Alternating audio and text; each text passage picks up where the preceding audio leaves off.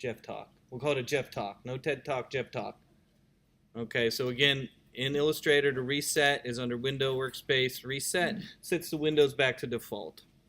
Next, again, I was talking color space. If you go under File, New, you'll notice inside the File New, you got your standard sizes, print sizes here. When you choose print, notice right here where it says color mode, look what it says, CMYK. What if I choose web? What do you think it's going to choose? RGB down there. Do you see that? To switch, you can switch down here. Again, why would I want to use one over the other? Well, printing ink in a color printer actually is CMYK, so it's good to be in that space because you're matching your design to the color that are in the printer. And if we're looking at things on the computer screen, it's in RGB, so we're matching the computer screen with the RGB.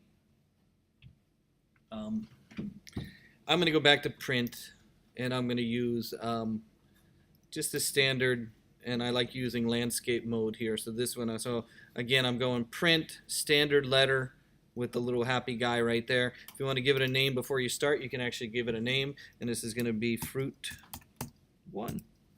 Oops, spell fruit, right? How about that? And I hit create.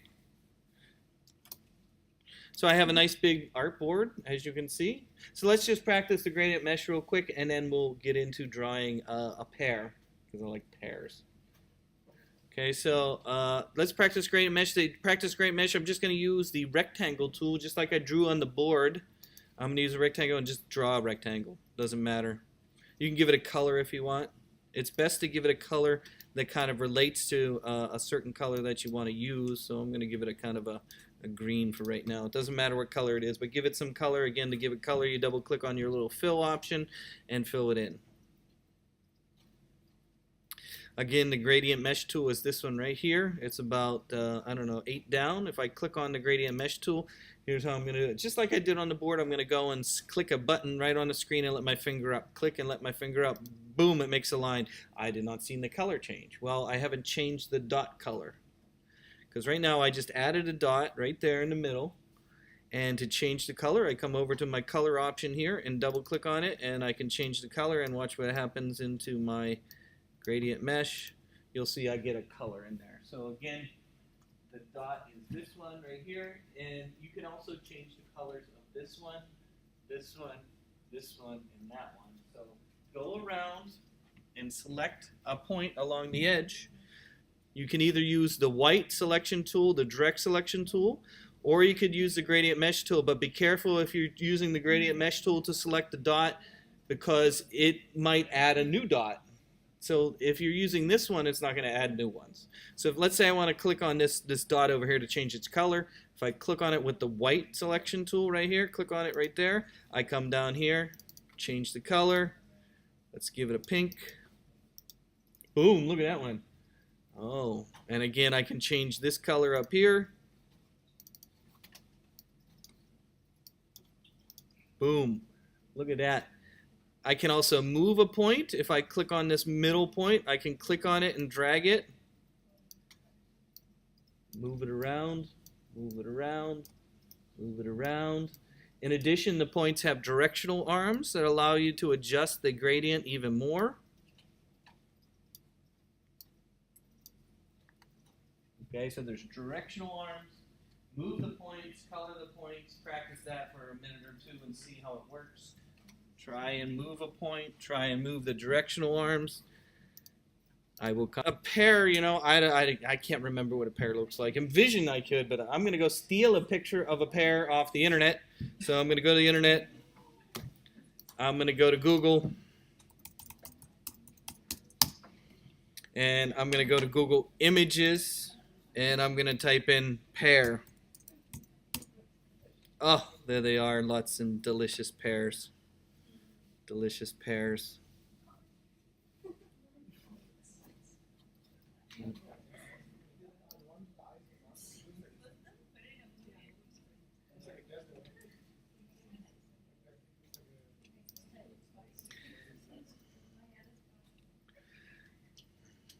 So choose a pear.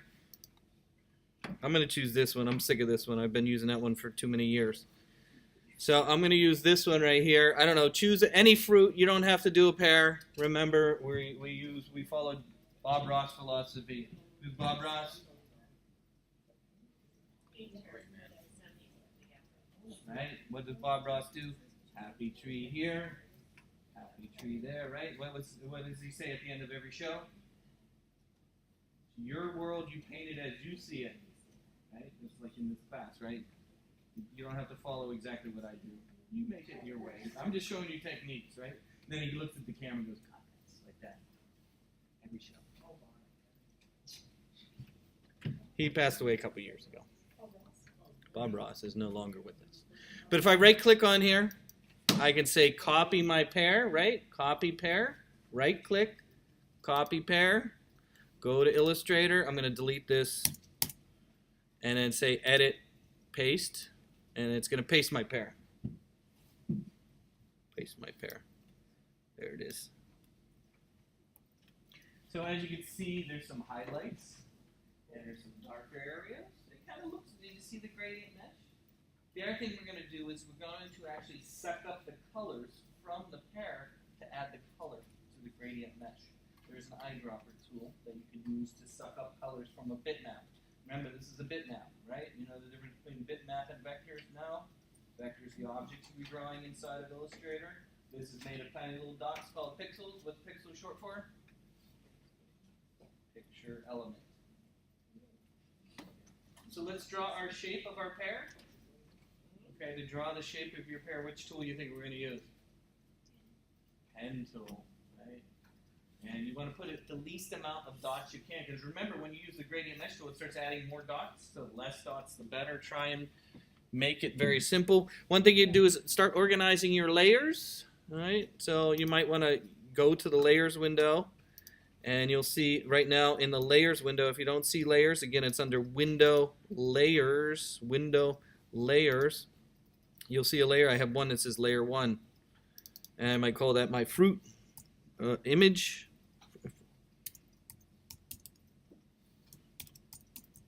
And look, you can name a layer. Right there, I named a layer. If you don't see layers, again, you go under Window, Layers. You can move a window around by clicking and dragging the word. You can lock a layer so you don't mess with it. Lock it. That way you don't accidentally move it. To name it, again, you can double click on the word and name it. You can also make a new layer. I'm going to click on this little page, this little thing down here at the bottom right here, this little thing right here. That makes a new layer. I'm going to make a new layer. And this will be my drawing. I'll do my drawing above the fruit. In fact, you can lock this so you don't mess with it if you want. Lock and unlock, lock and unlock. The eyeballs for hiding. Show, hide, show, hide, show, hide, show, hide, show, hide, show, hide, show, hide. Okay, so it's locked. It's there. I'm going to draw. Look how I select on this layer before I start drawing so it knows this is the one I want to draw in. See that? You can click on one or click on the other. If I try and click on this one, which is locked, what do you think it's going to do? You can't. It says no. No, you can't do that. Okay, so again, I'm going to click on this layer. I'm going to use my pen tool, and I'm going to start at the top. I'm going to let my mouse up. I'm going to click over here. Get my pear shape going here. Go like this. Pear shape there. Pear shape there, little notch there, pear shape there, pear shape there. It doesn't have to be perfect. Pear shape there, pear shape there, and then of course all the way to the end, pear shape there. Perfect pear. Okay, let me see you draw a pear or draw a shape. Again, make sure you go all the way back to the beginning with the pen tool. I'm going to go back to my shape, and I'm going to use my black arrow. I'm going to move it to the side. Move it to the side. Then I'm going to fill it with kind of a middle color. And what I mean by middle color, you'll notice there is some dark colors over here and some light colors here and some light colors here and maybe some dark stuff here and so on. So I want to start with kind of a medium color. So here we go. If I move my color, so notice I just clicked and dragged my shape over there. I'm going to start using something called the eyedropper right here. I'm going to use the eyedropper and I'm going to come over here and just click on kind of a middle green. Oops. There we go. No, a little darker, something like that. Notice how I can click on a color on the fruit and it shows up. Look at that. Okay, so I'm going to choose kind of a middle color, maybe something like that. Again, using the eyedropper, I can select colors from the fruit. Once I'm done, I'm going to make some decisions. What are some of the decisions? Well, there's a kind of a bright area here, right? And maybe even a dark area here. And so I'm going to use my gradient mesh tool right here. And I'm going to click kind of right about here. Look, see how it's bright there? I'm going to go click right about there. And then what do you think I'm going to do? I'm going to go to my eyedropper. And I'm going to suck up a light color there. Oh, look at that. Oh, look at that. There we go. Suck up a color. Oh, no, a brighter one. There we go. It's kind of bright. Then, of course, it's a little bit darker over here. So I'm going to use the gradient mesh tool again. And this time I'm going to click kind of along the line. Remember, if I click along the line here, it won't add as many points. So I'm going to kind of click all the way over here and click. Oh, no, click. There we go. And get a nice line there, and I'm going to give it a little bit darker over there. So I'm going to use my eyedropper and suck up a dark color. Oh, look at that. Okay, it's starting to look like a pear already. And of course, if I use my white selection tool, I can click on the one that's all the way on the edge over here and maybe even make that even darker.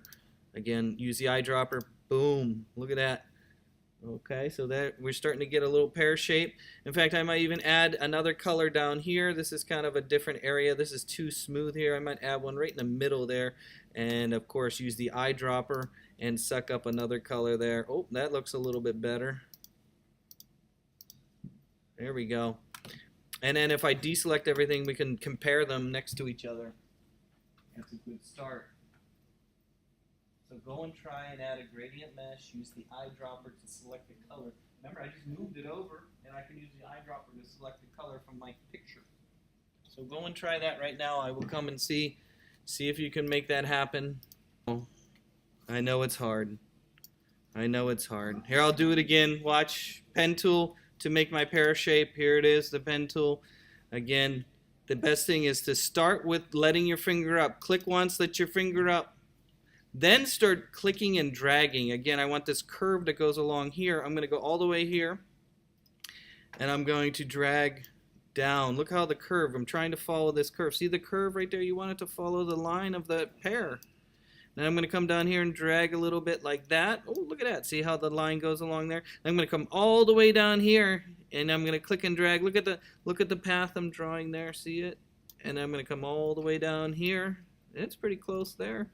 And then do another one there. And then look all the way over here. I'm going to click and drag. Look how I'm dragging, and it's putting a line along the path. I'm looking at this line.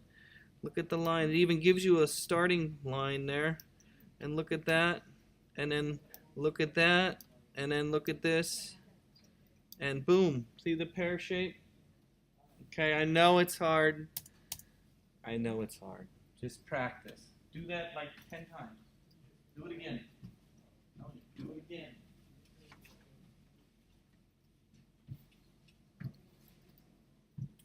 '88. What is it? 88, 98, 2008. It's almost that's almost 30 years I've been making paths. 30 years clicking and dragging. I know I make it look easy. I apologize for that. Practice your dragging and making smooth lines. You can do it. Smooth lines, try that.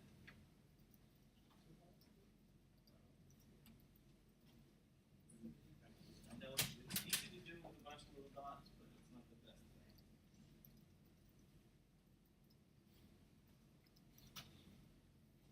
Okay, I'll go over how to put the texture in. And how to make some highlights. And then notice how I didn't do the stem, right? The stem is a separate object. I would make the stem a separate object. So here we go. Pay attention just for a minute. Take a minute break. I know you can make your pear shape and remember how to put the colors in. We use the gradient mesh to put the color in. You can practice that as well. So to make some texture for my pear, we're going to cheat. And cheating is good because, you know, we're going to let the computer make the texture for us. I don't want to have to draw all those little dots. Woo. Okay, so what I'm going to do is I'm going to duplicate this shape here. So I'm going to click and drag to duplicate this shape. So I make two pairs, two separate pairs, just by duplicating it. So I made two pairs. Remember, Option, click and drag, duplicates, right? Option, click and drag with the move tool, duplicates. So to add some textures to this, I'm going to use an art effect. So right here, there's a thing called effects up there. Notice I have this selected. I have the entire thing selected. Again, using the black one, the entire thing selected. I'm going to go to where it says effect, and the one I want to use to make dots is going to be noise, or film grain works pretty good. Film grain works good. Maybe pointillize. What's another one that works good? These are all different kind of textures. There's a whole section called texturizer where you can add textures as well. But the one I tend to use for dots might be under artistic, and I like film grain. Film grain. So if I choose film grain here, it's going to go and put a bunch of dots over top of it. You see the dots, and you can actually change the size of the dots to make them either more contrasty, and then there's some options for highlighting areas. There's an intensity that you can adjust as well. I don't want the intensity. So it looks like crap right now. I know it does. It's okay. Again, it's called film grain, and it adds some dots in there. Okay, film grain. And then I'm going to hit OK. And I have, it looks kind of yucky though. It doesn't look very nice. I'm going to zoom in a little bit so you can see. You can see it's kind of bumpy in that. So what I'm going to do is I'm going to take that textured version and I'm going to put it right over top of the other one. I put it right over top of the other one. And then I'm going to merge them together. To merge them together, there is something called a blending mode. And to merge them together, I use a blending mode. The blending mode is under transparency. The transparency is underneath window, transparency, window, transparency. And under transparency, there's something called a blending mode. It's right here. It says normal. And I want to change that to maybe screen or lighten. And what the lighten does is it just gives you a little bit of texture, maybe not lighten. Let me try screen. Let me try overlay. Ooh, overlay works pretty good. And then you also have an opacity slider. So maybe normal with just turn the opacity down. That might work as well. Or try one of these soft light. Ooh, that kind of gets rid of most of the texture. Hard light. Or difference. Ooh, that doesn't look good. Exclusion. That doesn't look good. Lighten. And it's just subtle, but you can see that, let me turn this up.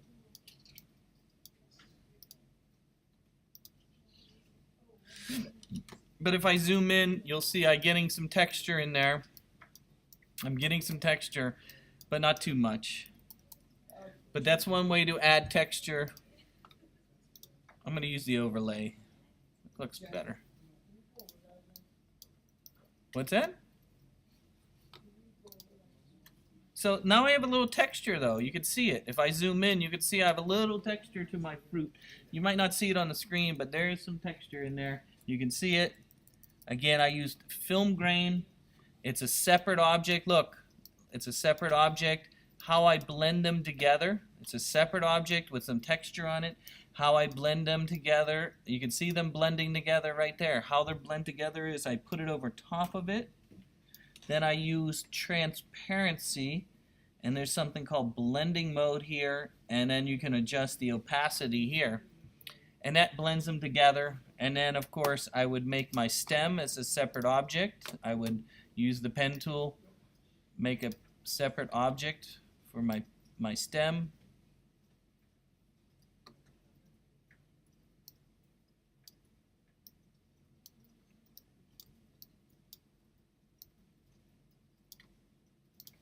And then maybe give that a color. Oh, don't forget you can use your eyedropper. Make that a color. And then you can even put a gradient mesh in that stem. Maybe use your eyedropper. There we go. And then make some dark parts. Eyedropper. There we go. Maybe make another dark spot. There we go. Nice stem like that. Did you see that? Again, that's just a shape with a gradient mesh in the middle. I put that on top. There we go. So we got that. And then, of course, I need a shadow underneath it, too. There's like a little shadow there. How I'm going to make the shadow is I'm going to duplicate my shape by, again, remember, Option, click, and drag. Duplicate your shape. I'm going to fill that in with black. Let me change my opacity. Let me make it normal. Get rid of that texture.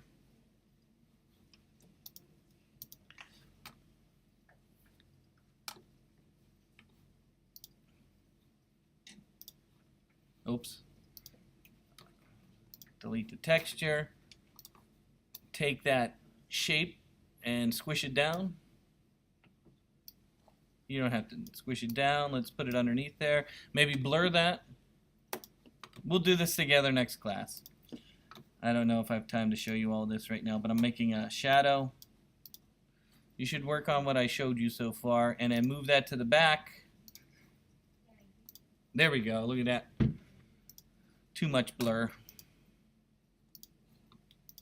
And then what else do we need? We got a stem. We got a texture.